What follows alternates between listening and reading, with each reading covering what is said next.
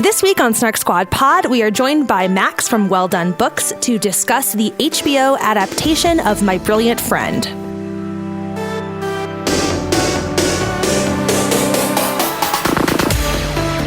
Welcome back to Snark Squad Pod. I am your host, Nicole Sweeney, and I am joined as always by my wonderful co-host, Marines. Hi, everybody. And on this episode, we are joined by Max. Hi, my name is Max, and you can find me on Instagram at Well Done Books. Thanks again for having me, you guys. Thanks for joining us. Yeah, and thanks for coming back. I know.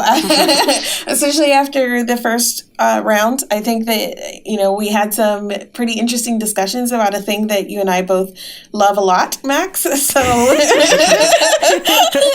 coming back after that is, thank you. And we're here to talk about the HBO adaptation of the book that we talked about last time. So this is My Brilliant Friend. And I'm going to give a plot summary, but this is very faithful to the material. So the plot summary is essentially the same.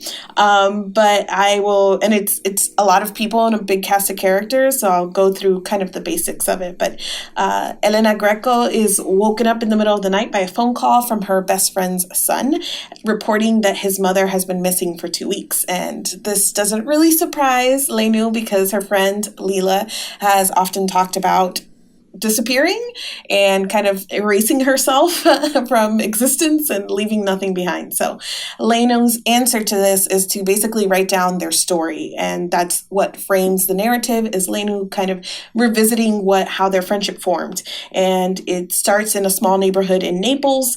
It's a bit of a poor neighborhood, and they're both in elementary school when they meet and they form a friendship.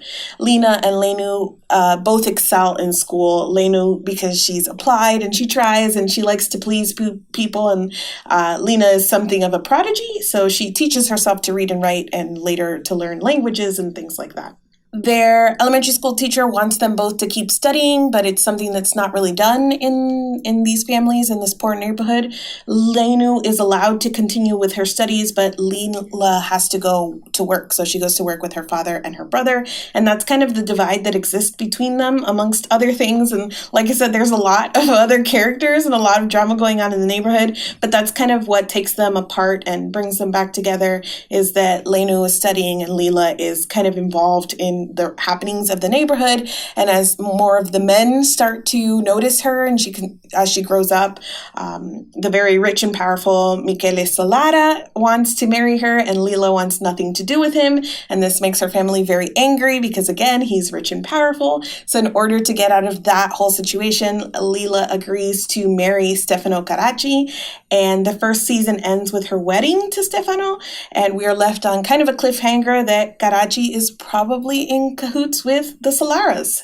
And that leaves Lila kind of trapped in this marriage and super heartbroken. And that's the last of what we see. Good? Yeah. So well done. Yes. Great. It's a lot. There's a lot of people. There's a lot to keep up with. Yeah, I didn't mention any other people besides like the main two characters, but I had to do the book plot synopsis, and I feel like I did more or less the same thing. I was like, okay. There's all these other people. They're there, and they're important, but we're just going to talk about the two girls and what they get up to. So we are going to start this where we always start this. I know you guys both super love the books. How did you feel about this adaptation? I loved it. No surprise there. Oh, good. I will say, well, I wasn't sure. I think that is Yeah. I mean, I shouldn't say a surprise. I think it was a fairly faithful adaptation, but I don't know. I don't know if it's going to live in your feelings in the same way. So I'm glad. Yeah, I would say I grew to love it, just like I felt with the first book. Like the first 2-ish episodes gave me the same vibes that I got from the first quarter of the book, in that I could understand why people watching and or reading that part of the story would be kind of like, why do I care about this? Mm-hmm. Like, what's the point of this? But man, I have to say, like, it is so faithful to the first book, which was a positive and not a negative, but as I was watching, I was just like waiting for something to be so different or for it to go off the rails, but it didn't. And so I was always kind of watching it from the perspective of comparing it to the book. Uh-huh. So I can't say I loved it in the sense that it's just hard. I came with so many, so much baggage with this story and knowing it that I can't come to it the same way that somebody who's never heard of this story would experience the show. So I hope those types of viewers would love it as well. But I loved it for pretty much all the same reasons I loved the first book. Right. I also loved it. So my feelings with the series just continues to grow. I agree that the first 2 episodes were a bit of a struggle and a bit slower, like the beginning of this book is. I would say even up to episode 4 was a little bit on the slower side. From 4 to the end, it was a binge for me. I waited, I gathered them up before I was watching. So like through the end of the series, it was beautiful and just well paced and well done. First half was a little slow. I think that even though it was faithful to the material and that, there wasn't a lot of like interpretation or going off the rails, I feel like that there was something so much added by a visual representation of the story that I just got so much out of, and it changed some of my feelings about what I had read. It changed things for me. So it was a worthwhile experience. It wasn't just an adaptation for the sake of adaptation. I think that there was something there that you do get from seeing this in a visual medium. And I think that that's the basis of why I loved it so much, because it took something I already loved and added something extra. And it was just beautiful, well acted, great story. You guys knew I love the story going in, but I really, really enjoyed it. I totally agree about this being something where there's like a ton added. So I also loved this. So that is that's like our baseline. Our baseline going into this conversation is everyone loved this thing. So that's going to be kind of interesting. Less contentious, I guess, than the book episode was. I will also say that the book definitely grew in my feelings the more distance that I got from the experience of reading it. So there's that. But I also think that like watching this show also made the book grow in my feelings for reasons like what you were just saying, Mari. It's a very faithful adaptation, and it was different. It was meaningfully different. I said something at the end of the book episode about how I was looking forward to the show for the sake of getting out of Elena's head, and that's a little bit of it, but that feels really reductive, I think, in talking about what I think is like really interesting and unique and different about the experience of the book versus the experience of the show. The thing about this story is that it is in a lot of ways like it's very intimate, it's this girl's lived experience, but it's a lot of interpersonal stories of this neighborhood. And so in the book, you have one person's perspective on all of these intimate things.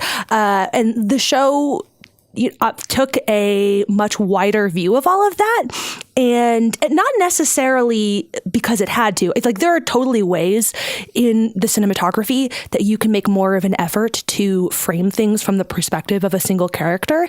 And while this show did have the narration of older Elena woven throughout, all of the filming choices tended to still be much more, third person, very intentionally, just, this is what we're showing.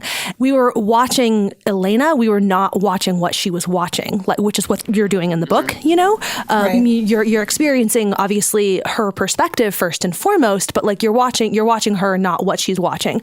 So I think that was just really interesting as a perspective shift. And I think one of the most obvious ways that you see something just like meaningfully just like different and added and not, this isn't something that is bad or wrong about either version or great about either version, whatever. Like, I think it's just really, really interesting to have the comparison.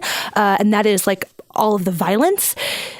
Elena, because she is living in it, is so casual about the violence in her neighborhood that like this, whereas this sort of third person perspective that you have of the violence as an audience member, it was like kind of shocking how violent people in the neighborhood were, even though it was all the same shit that I had read in the book. And like, I knew it was there, but it was just like, in particular, watching Leela fly through the window was like, holy shit.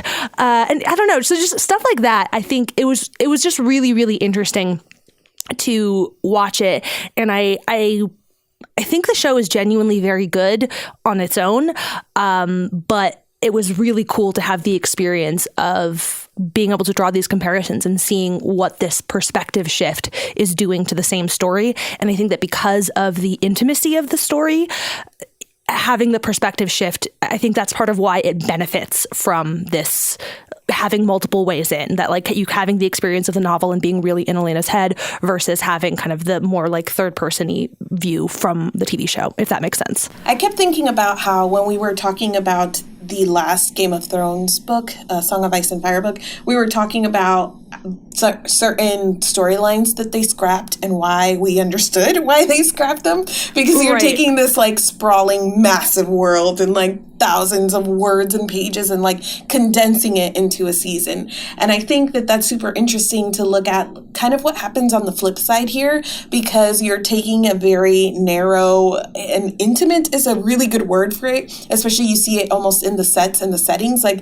it's a couple apartment buildings in this one neighborhood, and you don't often escape from there outside of that kind of setting. So taking what we knew of like this just neighborhood and that like relationship between Lena and Lenu and expanding it and seeing how they adapted that and how they filled out the episodes, that was super interesting to me. And watching the pacing and the choices that they made and all of that and what they chose even to represent from Lenu's like a narration. Like they had that whole scene with the bugs coming out of the vents, and she makes that comparison about it being like infesting the women of the neighborhood especially and making them angry, which is just a line in like and keep switching her names. They call her like 10 different things. It's just a line in Lenu's narration. If you haven't read the book or watched the show and you're just listening to this episode, Elena and Lenu are the same person, just so we're clear. So Lenu just says this as part of her narration, but they chose to visually represent it. And so I think that, you know, seeing those pieces of what they decided to pull out of the narration and visually represent was super interesting. So yes, there is an added layer of like enjoying this as an adaptation, though I think it would stand alone just as a series. Yeah, I was really fascinated after, well, two things I want to quickly ask is how did you guys consume the show? And well, that's just the first thing, I guess. Like, I watched it week by week as it came out because I couldn't not wait to watch it every week. But I'm curious because I might have been texting Mari yesterday and been like, "Do you know how Nicole's feeling about the show?" And she's like, "I don't think she started yet." So I'm curious, like, did you binge watch this? Not to like throw you under the bus, but I mean, yeah, I mostly binge watched it. So I watched it all over the course of this weekend. I watched the first episode and then I took a break because, as you mentioned at the beginning, it takes like a little bit of getting into, and not that I finished the first episode and I was like, wow, that was bad. It was just like, okay, I'm not like, I don't feel compelled forward. So I like, you know, stopped, watched some other stuff, and then came back to it. And I think I watched 1 and then 2, took a short break after 2, and then I watched 3 through 6 last night, and then I woke up and watched 7 and 8 today. Okay. That's a lot of violence, like you said, to like consume in one like 48-hour period. I started kind of to watch it real time. Like they were airing Sunday, Monday, so 2 episodes would come out in a week. And I think that Monday after the Sunday episode, I watched 1. So I watched like the first 2 within the week that it was out, and then I kind of just was like, who am I? I don't watch things real time. And I watched the others. Like, I think I watched 3 on one day, 4 on another day. Well, 4 through 7 I binged because after 4 I just couldn't stop watching. And then I saved the finale for just a couple days ago. So it was spread out. It wasn't necessarily a binge, but it wasn't real time either. Mm-hmm. Yeah, I pretty much watched every episode as it came out that night because, like I said, I literally can't not watch it when it comes out. But I was just curious, like, I was posting about it on Instagram and trying to gauge people's reactions, like for people who had never read the book and just watched the show as a show. That was the one thing watching it. I was like, I just don't know how I would feel about the show if I had never read the source material. And I don't know the exact fact, but like it's either like the first or the second primetime like HBO show that's subtitled or like in a foreign language show in the last like however many years. Like it's not a common thing to watch a show and commit that many hours to something that is completely subtitled. I don't mind that kind of stuff, but I know that it's obviously not going to be, you know, prime real estate for television to have a show in another language, but I'd be curious to see how people reacted to that, and then also like how people felt about the show not knowing anything about these characters or caring about them and how long it took them to get into it. And one person said that they had really fallen in love right away, which I thought was interesting. And another person said that it took them to like episode 4 or so, but then they were in it and they actually wanted to go read the book. And I was like, well, not that I'm a fan of skipping books, but like you pretty much don't have to read the first one because this is so on the money. But also I told them to read it and then to continue with the series. But I just thought that was interesting because, like you were saying, if you've never read the books and you're listening to this, you're like, who the heck is even someone who's read the book 3 times and then like watched it very closely the first season? I still was trying to keep track of everybody. It was quite a feat. But they somehow did a good job of making all the important things like stand out, and even if you couldn't remember who was Enzo and who was, Alfredo or whatever, you could kind of get the gist of the drama and the violence and how that impacted these girls' lives. We remember Enzo. Because he was amazing. I loved Enzo. I did love Enzo. Unexpected favorite character, Enzo. Sweet bean Enzo, who I love. Precious cinnamon roll. Don't remember giving a shit about this character from the book, but after watching this show, I'm like, yes, Enzo is a precious cinnamon roll and I adore him. Now you just need to read books 2 and 3 then, and 4, but now you'll really want to read the rest of the series. Is there more Enzo awaiting me? There's Enzo content coming, don't worry.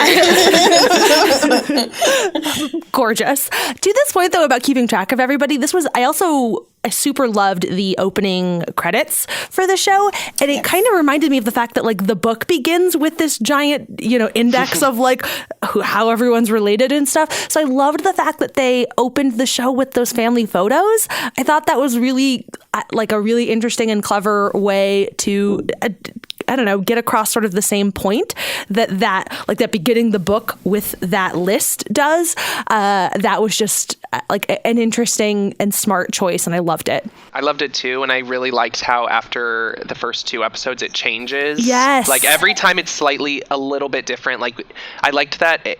To your point, I enjoyed that it kind of set the tone. Like this is a story about these 2 girls mostly, but also about all of these other characters in this neighborhood and how it showed them in their either home or in their place of work, which is kind of a lot of what defines these characters, especially in the book. They're often listed as like their name and then their occupation. Right. So it just brought like the sort of mundane or like the normalcy of their lives. Like they work, they're just trying to make a living, but it was just aesthetically very cool to look at. They felt very true to the time, and that is kind of how I felt about the whole show. It just was stylistically it seemed very accurate and like it was recorded, in the 50s, which was really cool. Or at least style wise, not like on camera film, but except the wedding, which was really cool.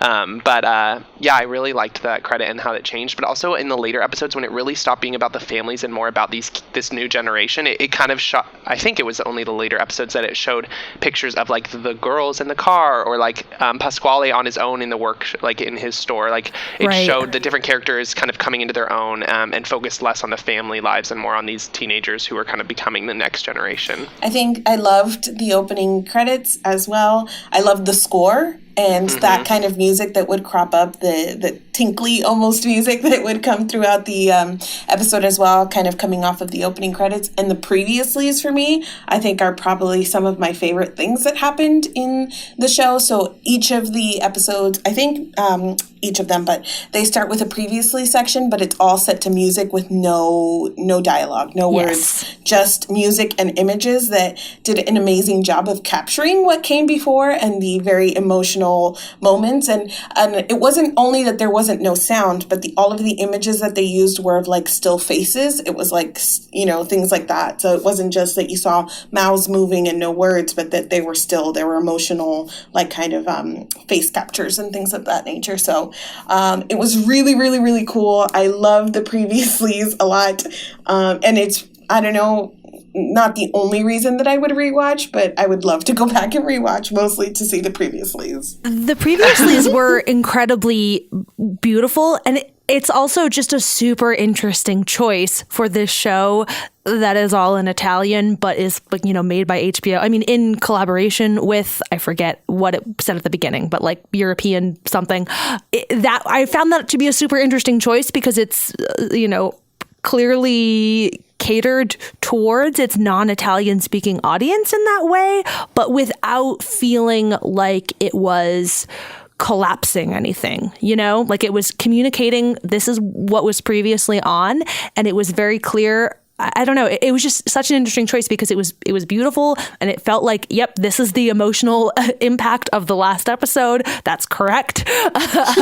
Well done, previously, but also like with still being, I don't know, just aware, I guess, of the fact that a large chunk, perhaps the majority of the audience of this show doesn't speak Italian, and I don't know. I found that really interesting. Another visual thing that I thought was really great and I wanted to mention, kind of circling back around to my love of Enzo, but when they aged the characters up, the way that they do it, it was a really interesting moment too, because it's almost like dreamlike in its quality, and it gives you kind of a tie because you know Enzo in the fruit cart, and so you see him with the fruit cart and you immediately understand that they're growing up, right? Time has moved forward. Right. And I loved that portion of it, and I loved the like dreamlike quality that it had as well.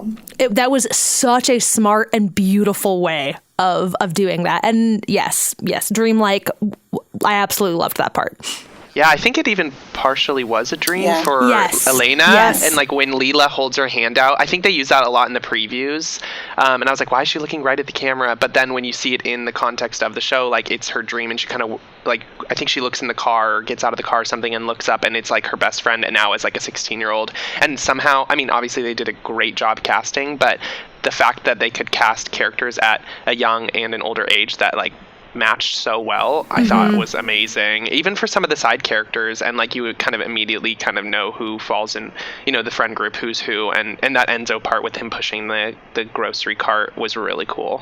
There was a lot of stylistic choices they made that I really enjoyed, and just to like jump around, I really liked the episode on the island just as a whole. That was probably my favorite episode. Episode 6 is definitely the best episode. One of the most beautiful, I mean, just beautiful filming. The first shot of her getting off of the boat, and like there's this medieval like island in the background, and I just was, and all the clothes and the cars, like getting out of their little neighborhood that's obviously also beautiful in its own way, kind of the griminess, but just showing all that. There's a part where she's riding on the patio, and it kind of it does like a 180 pan, and it's supposed to like be almost like a time lapse where she's still out there riding, and then the lady's like, you need to get out and go to the beach. Just these long shots that were really beautiful. It wasn't overly stylistic too, which I enjoyed. It wasn't gimmicky. It all served a purpose, which I think is pretty much true of every element of this show. Is, you know, it's a very well pared down, like not pared down, but every choice is very deliberate. And when they do choose to kind of go outside of the bounds, like what you were saying about the bugs, and it was only the one time that they kind of broke the realism of the show. It's a very gritty and realistic show, but that kind of shows that they were willing to take those choices and, you know, make something special. And I feel like that kind of was true throughout. And one thing that I really was impressed by was how they imbued so much meaning into the shoes, which is one thing I was kind of skeptical about when we were talking about it in the book episode, is like, how are they going to make this thing that's super boring, like it's just shoes, how are they going to make it mean so much to them like it does to us while we're reading it? And I don't even know how to like speak about how they did it, but they did. Like by the end of the last episode, and even into like I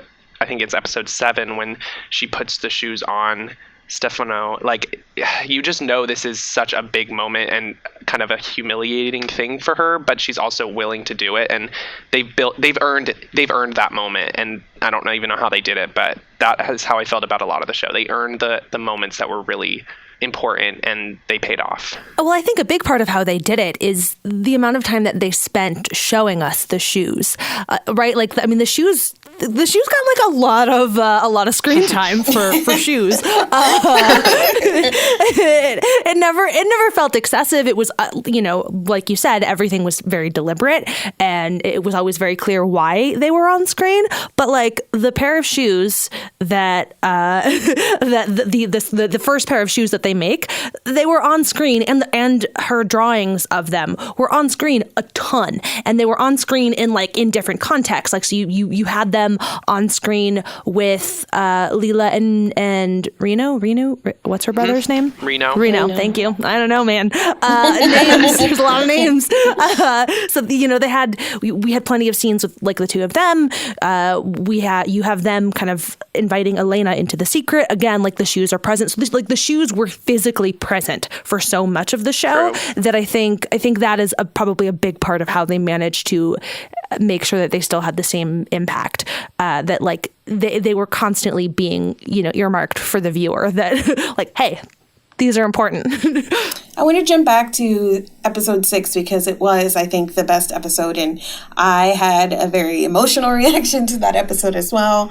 And I think that part of what you get right at the beginning of the book is Lenu talking about the violence of the episode or of the story in that very casual way. But the entire thing is that there are so many ways to die, basically, when you're poor and in this neighborhood. And it's one of the only ways that she knows how to escape the neighborhood. And so this idea of escaping the neighborhood is very important to the story and to her. And by the time we get to the end, one of the last things that her narration tells us is that she realizes that even Leela, in all of her brilliancy and everything that she has going for her, is still mired in the neighborhood. She hasn't managed to escape. So I loved seeing that any time that Lenu left, when she was on the island and when she was going to the beach, she even looked physically better. She looked healthier. She was like glowing that entire time that she was on the island. And that was such a great like physical representation of what the story says a lot. And it's that Lenu does better when she is away, when she's apart from the neighborhood, when she leaves Leela behind, basically. And Leela is, in the grittiness of the neighborhood. She's very much stuck there, whether, by her choice or not, which most of it wasn't.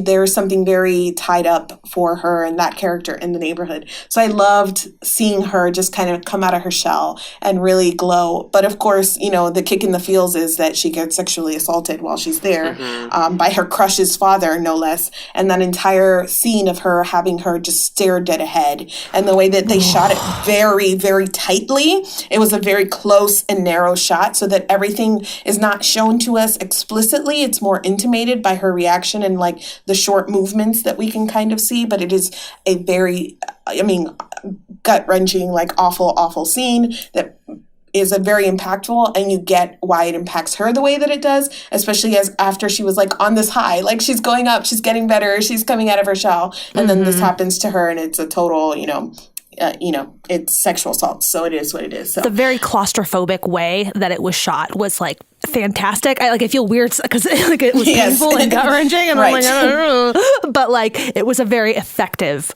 way to shoot that and make it not feel gratuitous and instead like gross and painful, which is what it was. So that was very well done.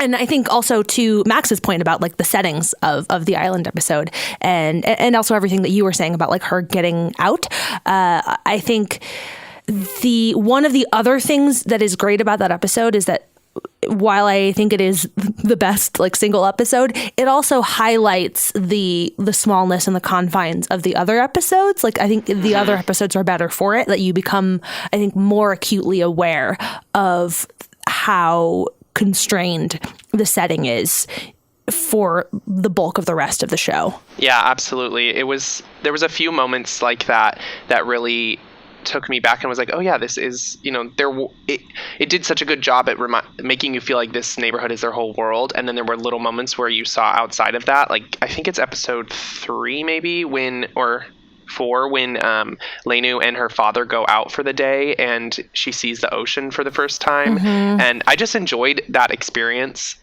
just watching them out in the city.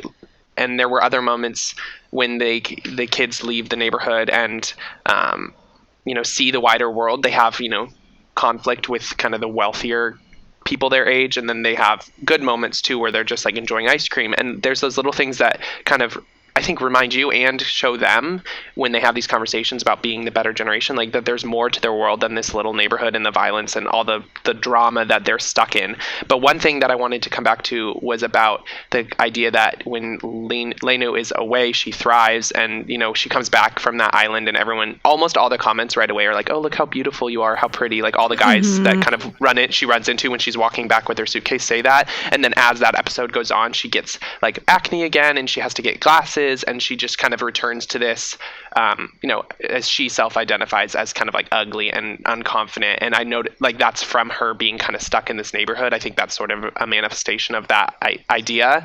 But also there was a lot of moments, and I don't have any particularly called out, but a lot of moments where it shows like Lenu thriving, and then it'll cut to like Leela and she's not doing well, or they compare her to Melina, which I don't think, now that I'm thinking about it, is a coincidence that their names are so similar.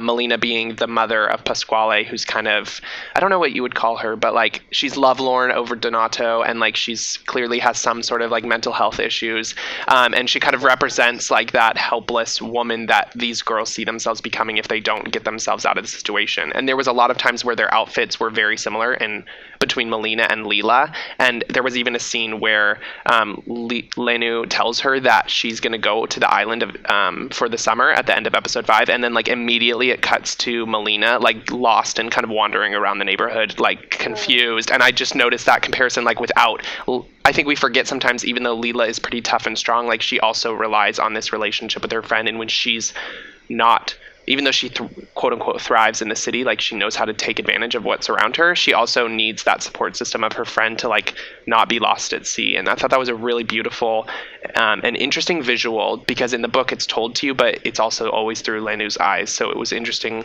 to see it kind of played out.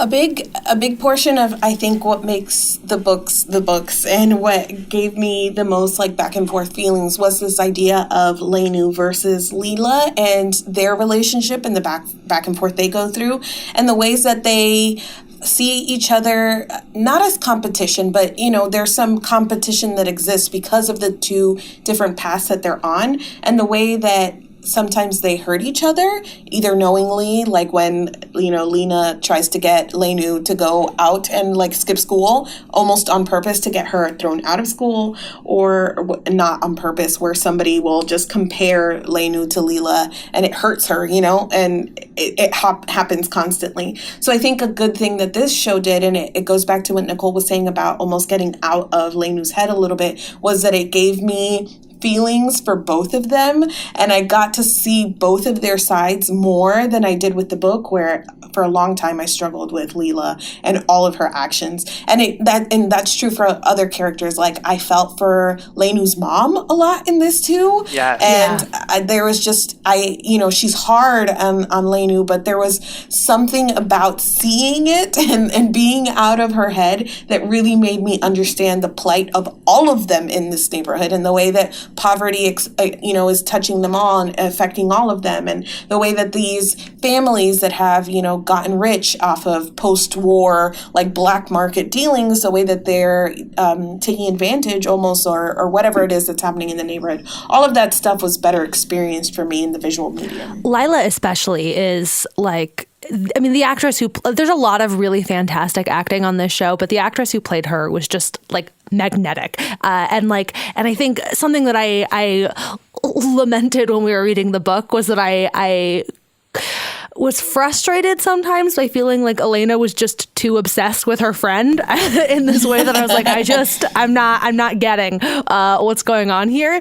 Whereas, but like on screen, I was like, I get why you'd be obsessed with this girl. Like, yeah, this so is everyone else. Yeah. I think I started a list at one point of literally in notes I was taking like guys who like Leela, and I just like literally listed like 6 different people, because I think it's said in the show, but you kind of read it as maybe more of Lenu's not pettiness, but girlhood jealousy. Like all these guys like her and not me. Yes. Jealousy and really insecurity too. Not even just that. So like even, jealousy, but a degree to which she's projecting it because of her own insecurities, whatever. Like all of those things, which again is just a really interesting difference between the book experience versus the show experience. But like, yes, 100% seeing it on screen, you're like, yeah, everyone's obsessed with her. Like, and I get it. And I get why.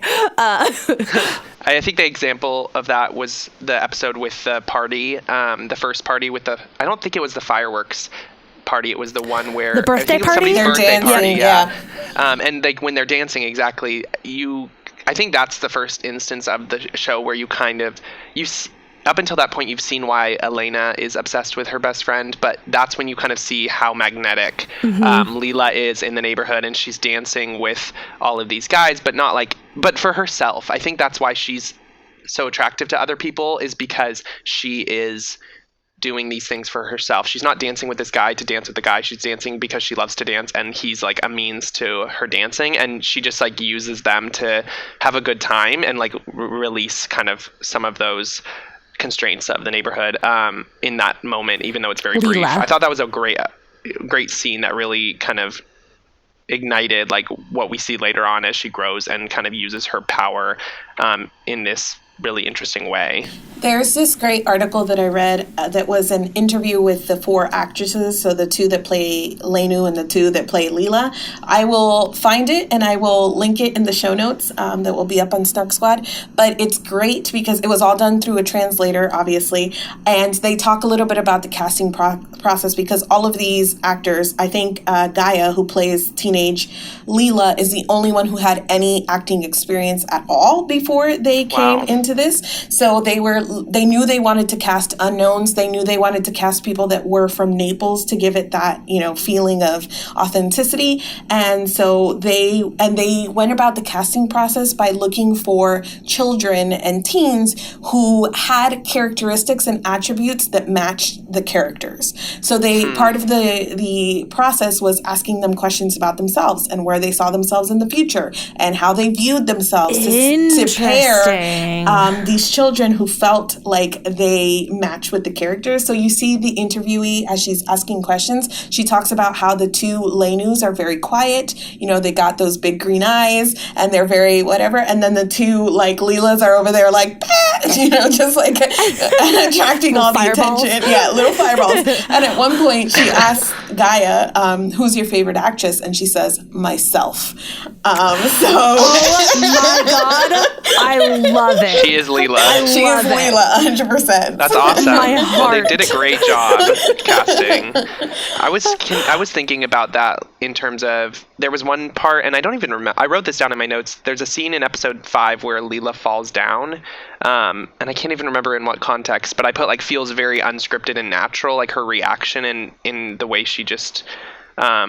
It's when they're walking around the like out. They're getting ice cream and all the teens are walking around, I think, and she like slips and falls, and it's like a giggly moment where they're just like laughing together, like, oh, my friend fell, and all the girls kind of like laugh, and just watching that, I was like, oh, that is so, just looks like a slice of life. Like, that isn't scripted. Maybe it wasn't scripted, I don't know, but it just felt very honest and like real, which I loved, and that's kind of how it felt throughout the whole series. But one thing I was thinking about is, it's hard for, because we already have one step removed for not speaking the language that they're speaking. I wonder like how natural that acting felt to people who do speak the language that they're speaking in. But also I read an article, and I'll try to find it so you guys can link it if I can, but about how even outside of like 10 miles around like Naples, most people watching the show like wouldn't understand a lot of what they're saying, because they do speak in dialect, which in the book she just mentions like, and this was said in dialect, but in the show they're actually speaking in the dialect. So apparently from this article I read, so it'd be interesting, it's just an interesting, I don't even know, perspective to watch the show through, because like you were saying, they feel so real to the characters, and that's a really fascinating way to cast people, is to kind of ask them about themselves rather than about the character. That's really interesting, but it makes a lot of sense too when you're dealing with child actors like that. I'm like, I get why they did that, and I think it clearly paid off as a choice. So I think it's easy to say that Leela and Gaia's performance was the outstanding one here, and I think it was, but I think that in a lot of ways it's because she gets to do a little bit more. Absolutely. in Leinu's case, like, she is so, and it's true even in the book, like, there's something very fuzzy and undetermined about her, and she doesn't know who she is. And she says it herself. Leela is firm in everything that she does, and she has no idea what she wants to do. She has no idea what she feels half the time. And she has that kind of fuzzy performance there too, right? Where you get like her in the background, her silently crying, and I'm like, yes, girl, me too. But Leela has more of an opportunity to, you know, pull the knife on the Solaras and like yell, and she's really asserting her place in that very firm manner, and the performance just matches, and it was wonderfully done. There are a few moments though, and I don't know if this is a matter of seeing it or the acting, which I think was great, but there are a few moments later on in the series as Elena kind of comes into her own as the smart one and kind of the one that seems to have a bright future ahead of her just based on her circumstances, where people even much older than her ask her opinion on things, about the shoes, about whether she should, I think, even get married, about the wedding dress. That whole scene where she convinces the wedding dress, I remember reading it in the book, but seeing it come to life and seeing how much power this like 15, 16-year-old girl has was really well done, and she did a great job delivering that to, you know, exemplify, I think, and project forward like what Elena's character is going to become in the later series, kind of with her hold she has over people that she doesn't necessarily fully know that she has, and is just kind of learning.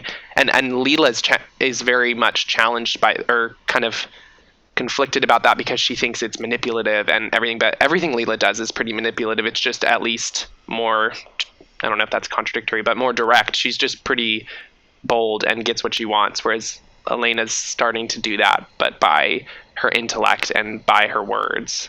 Is there anything you guys didn't like about the show? My biggest complaint is a really petty and stupid one. That fucking suitcase was empty.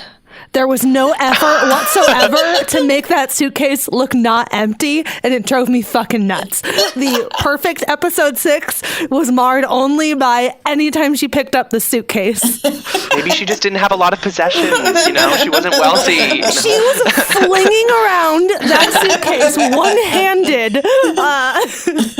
Drove me nuts. Hilarious. It's like people with cups on TV shows also jostle them Gilmore around Girls. in ways where you're just like, there's nothing in there.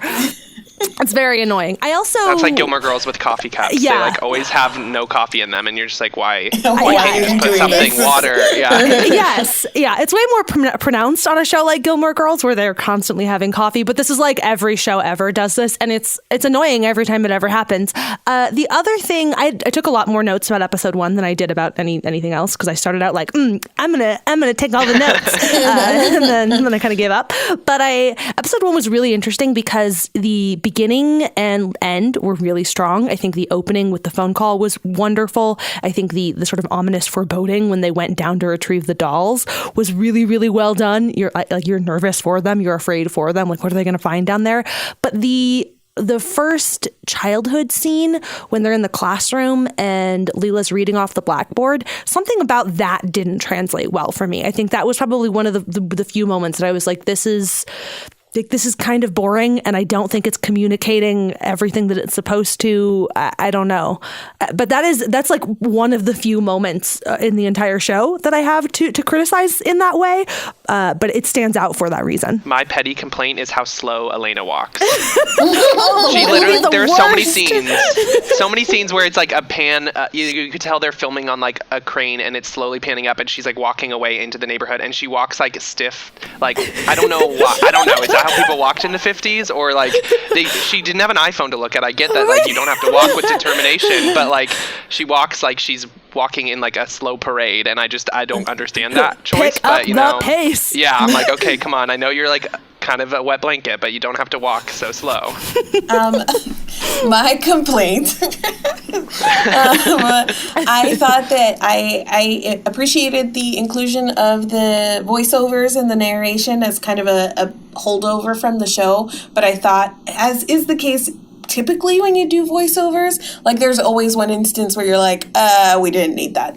And I think that there were moments of that, like when she goes and sees the sea for the first time, you see her look of like, wow, it's the sea. And then the narration is like, it was the first time I saw the sea. And I'm like, come on. Like, we got that without you. So I didn't hate it overall. I appreciated the voiceover, but there were times that I just thought we didn't need it at all. The sea one is an especially good example given like how much we have on this like podcast episode already talked about the visual language of the show and how clear it is that when you are in the neighborhood, you have like there are walls around you always, right? Like even like, they're in the street and like the roads are narrow. Like there's always like, walls and stuff around you. And so that shot of the sea is like the first truly open shot like in the whole show, really. And so, yeah, it's like there are so many other things signaling and communicating that to the audience that just like, we get it. It's the first time she saw the fucking sea. Like,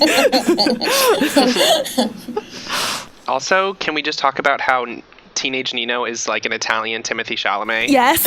Like, I couldn't stop thinking like Lady Bird. He is like literally Timothée Chalamet in Lady Bird with like reading his book and like smoking cigarettes and being too cool and like not really looking the part like compared to all the other teenage boys. I feel like he stands out as more like modern looking. I don't know if that's intentional, but it just like couldn't help but watch it and just see Timothée Chalamet. He would definitely be the one if I were like 15 and watching this show, like 100% he would have been like the crush material. You had a poster in your bedroom. I guess that's a good point because like he's supposed to be the guy that like girls swoon over, but I just was like thinking Lady Bird the entire time. Even his picture in the credits, like there's a lot of like big like face shots, and his is like an off center looking down, like walking dramatic, down the It makes sense too that he looks so different than the guys from the neighborhood because he left and he stands apart in the story and to Lenu in the story that he's just I have so many feelings about him that we can't talk about. I know. Sorry. Every time he came on, I was like, I want to ship. I wrote in my notes, I hate that I ship him and Lenu. But so does Nella, the woman that she like stays with on the island. Yes. She like basically tries to like get them to like meet up. But yes, knowing all of the hardcore. knowing all the baggage that comes with the later books in the series. Don't tell me. I know, I'm sorry. No.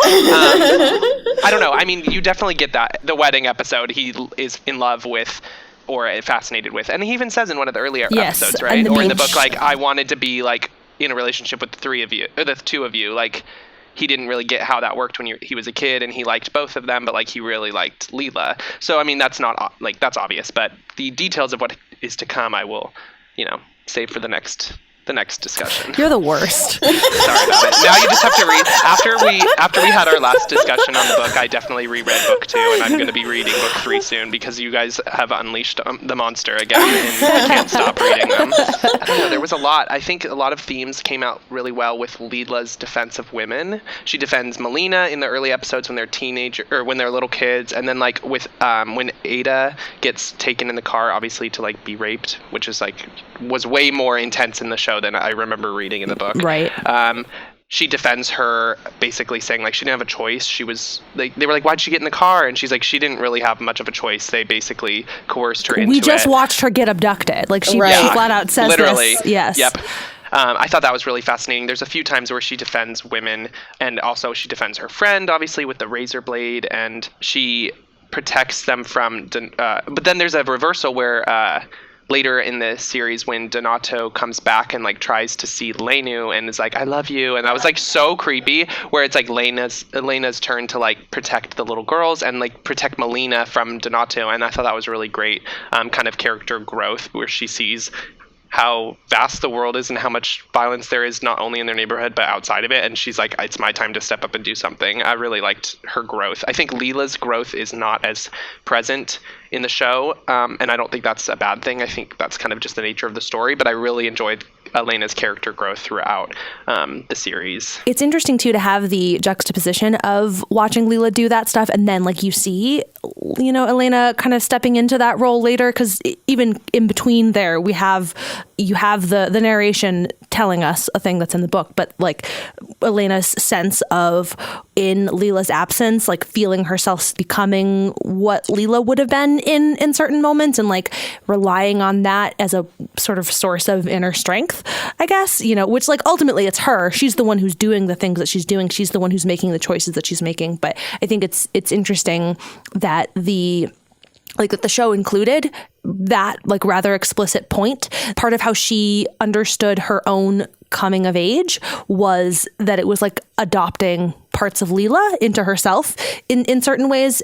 So having that like early on, seeing Leela be the one to stick up for the women of the neighborhood, and watching Elena hear it and be like, oh, you're right. I definitely didn't think about that, because like I, you know, have the attitudes that like of the neighborhood, but I'm hearing you say this and you're right. And then later, when given the opportunity to do the same, she does. One of the shout outs that I want to give, that we've touched on portions of this, but I just wanted to specifically talk about when the Saratoris are moving out and Melina is wailing and throwing things out of the window, and seeing just small Lenu watch that and cry, I thought was one of the more emotional scenes of the entire show. I don't know what it was about, like just hearing Melina but watching Lenu cry and process it, framing it that way, especially when as you continue to watch and you really understand Melina kind of representing the like lost, lovelorn woman stuck in the neighborhood. Just that moment was very, very impactful and super special. And I think one of the things in the early episode that even while I was like, okay, this is kind of slow, seeing that gave me hope for like, okay, they're doing things. This will get better. You know, they're capturing something here. Yeah, that's how I felt too about the moment when Pasquale's dad gets taken away for allegedly murdering Don Achille, and the wife, I don't think she even has a name in the show, but I can't remember off the top of my head. She's like running after them and then falls and like completely like wipes out. And it was just like, I think with the score and everything and like the silent, like no one was talking, it was such an intense moment and so much emotion captured in something that like I feel like is something you've probably seen before, a moment like that, but somehow the way they captured it with like that one long shot of her running was just really powerful. Was there anything in the show, because I had this experience, that you saw totally differently, even though it followed exactly what the book said, you viewed it in a different light? Because for me, one thing I didn't think about in the show or in the book was that maybe Pasquale's dad didn't kill Don Achille, or if he did, it wasn't on his own accord. They made it pretty, in my opinion, in the show, they made it seem like it was the mom, the Solara's mom, like had something to do with it. And Leela or Lenu, I don't remember which one, kind of sees that sort of smirk she has when he gets carted away. And I don't know if it's mentioned in the book or if it's just kind of alluded to, but I didn't really ever read it as like, oh, he was either a pawn for them or he just was innocent and framed. But I just felt a lot more sympathy in that moment for him, because I thought, oh, even if he did do this, I don't know if it was on his own, from his own will that he would do this. And that was really interesting, because I thought I had known kind of the events of the book so well, but this one made me stop and think like, oh, am I misinterpreting it, or are they changing things? Either way, I found it really kind of fascinating. I think they set up that moment very well too, kind of early on, where you see, I forget his daughter's name, but she's walking out of school and one of the other little girls tells her like, your dad's there waiting for you. And he has that big like, he lashes out at Don Achille and starts yelling. So you really understand like his, like in very short amount of time, where he's coming from and his emotional plight. And so kind of framing it that way, I thought was, it gives you more to understand a little bit. And the payoff I thought was really great too. And just framing it with, you know, the Mrs. Solara, whatever her name is, kind of watching and understanding that there's an opportunity here, almost like that's a good pawn, you know, in whatever game she's playing. Yeah. I thought that was super interesting. And all of that is stuff that you can't get from the book necessarily, because you're not watching it go down in quite that way. But most of the moments that I had that I was like, oh, that's not how I'd interpret it, really were all around Leela and her her actions and her intentions, I think I read her more maliciously than the show portrayed her.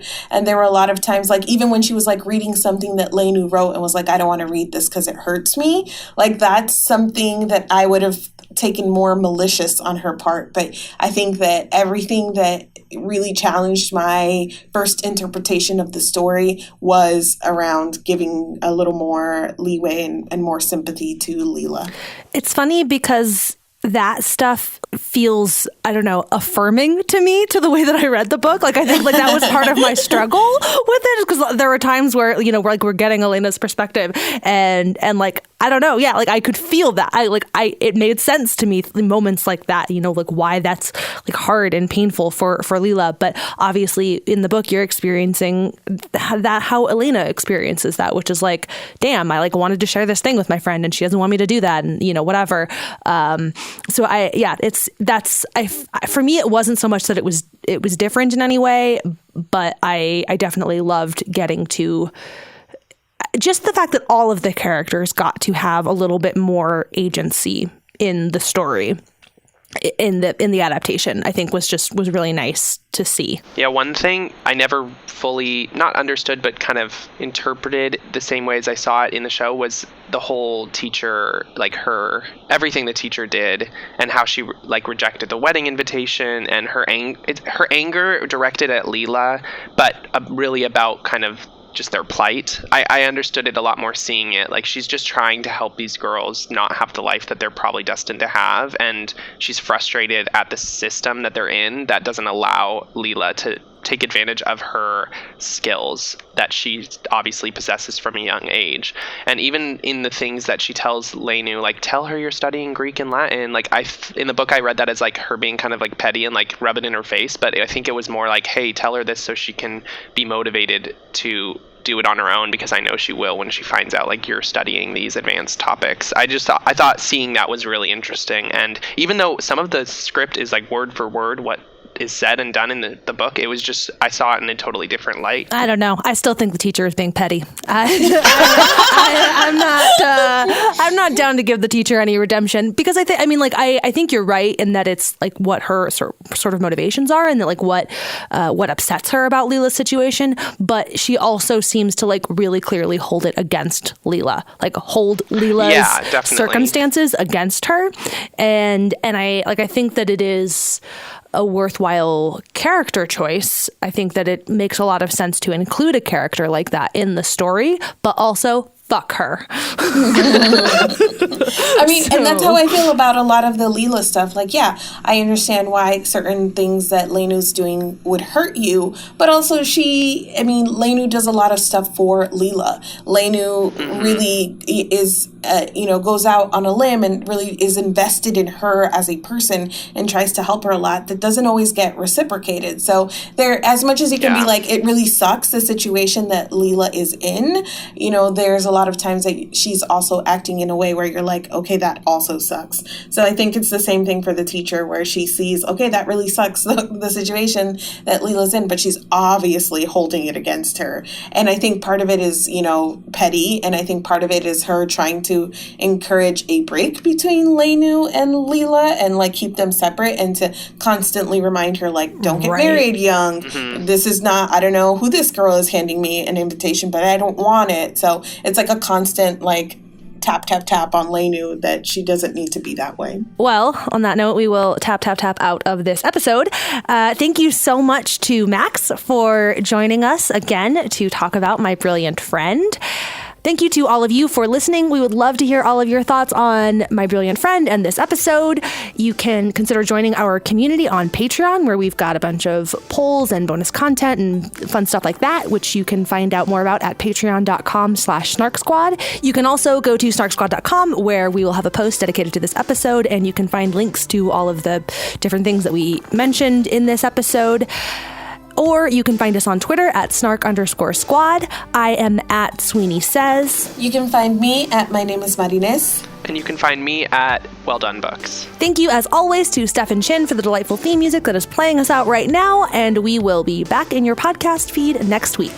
Bye. Bye.